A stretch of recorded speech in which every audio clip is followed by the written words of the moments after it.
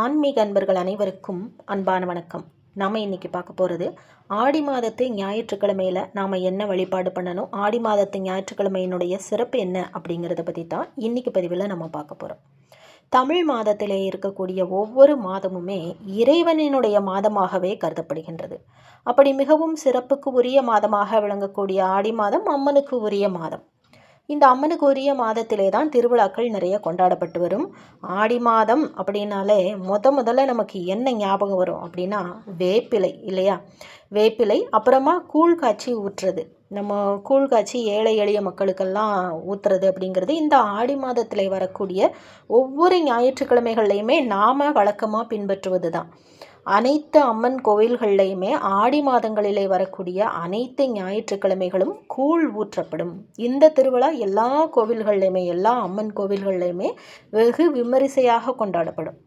ஆடி மாதம் வரக்கூடிய ஞாயிற்றுக்கிழமைகளில் தானம் செய்தோம் அப்படின்னா அதற்கு பல கோடி புண்ணியம் கிடைக்கும்னு நம்முடைய சாஸ்திரத்திலே சொல்லப்பட்டிருக்கின்றது. அதனால தான் இந்த நாட்களில் கூழ் காய்ச்சி ஏழை எளிய மக்களுக்கு வழங்கப்படுகிறது.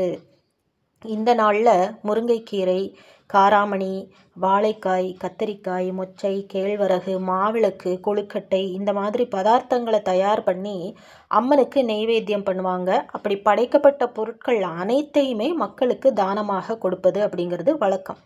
இந்த வழக்கம் அப்படிங்கிறது நம்ம ரொம்ப காலமாக நம்ம பெரியவங்க இருக்கும் பொழுதுலேருந்து அவர்கள் சொல்லி நாம் அதை பின்பற்றி கொண்டு வருகிறோம் அப்படிங்கிறது தான் இதில் ஒரு விசேஷம்.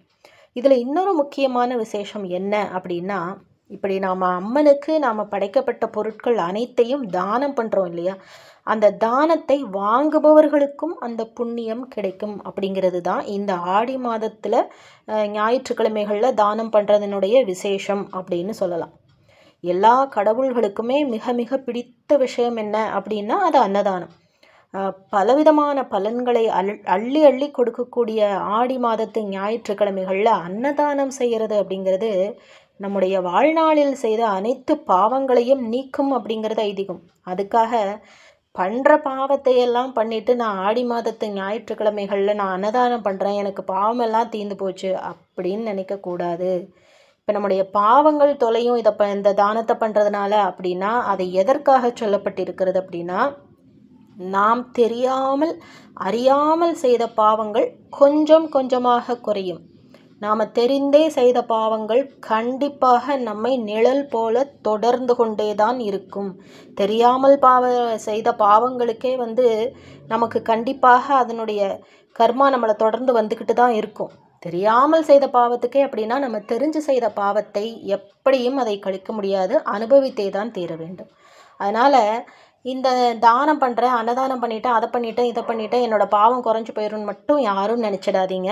அது தெரியாமல் செய்த பாவங்கள், நம்மை அறியாமல் செய்த பாவங்கள் அப்படிங்கிறது தான் இந்த மாதிரி விஷயங்களின் மூலமாக நமக்கு கொஞ்சம் கொஞ்சமாக குறையும், அவ்வளவுதான். ஆக இந்த ஆடி மாதத்து ஞாயிற்றுக்கிழமைகளில் தானம் பண்ணுறது அப்படிங்கிறது அவ்வளவு விசேஷம். இந்த ஆடி மாதத்து ஞாயிற்றுக்கிழமைகளில் இன்னொரு விசேஷம், முக்கியமான விசேஷம் என்ன அப்படின்னா கன்னி தெய்வ வழிபாடு.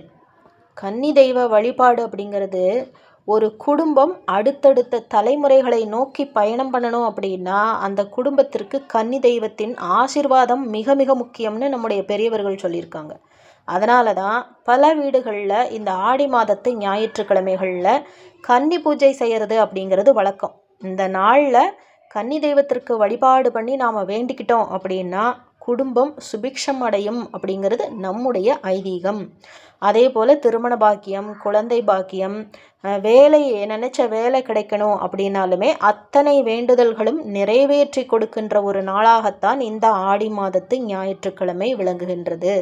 அதனால் இந்த ஆடி மாதத்து ஞாயிற்றுக்கிழமை அப்படிங்கிறது அம்மனினுடைய அருளை பரிபூர்ணமாக பெற்றுத்தரக்கூடிய ஒரு நாள். நாம் செய்கிற தான தர்மங்களுக்கும் பலவிதமான நன்மைகளை நமக்கு கொண்டு வந்து கொடுக்கும் நாள் இந்த ஆடி மாதத்து ஞாயிற்றுக்கிழமை. இந்த நாளை தவற விடாதீங்க.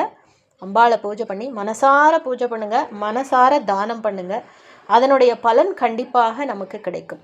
இந்த பதிவு உங்கள் எல்லோருக்குமே உபயோகமாக இருந்திருக்கும். உங்களுக்கு பிடிச்சிருந்ததுன்னா லைக் பண்ணுங்கள், உங்களுடைய நண்பர்களுக்கும் ஷேர் பண்ணுங்கள். மீண்டும் ஒரு நல்ல பதிவிலை சந்திக்கின்றேன். நன்றி, வணக்கம்.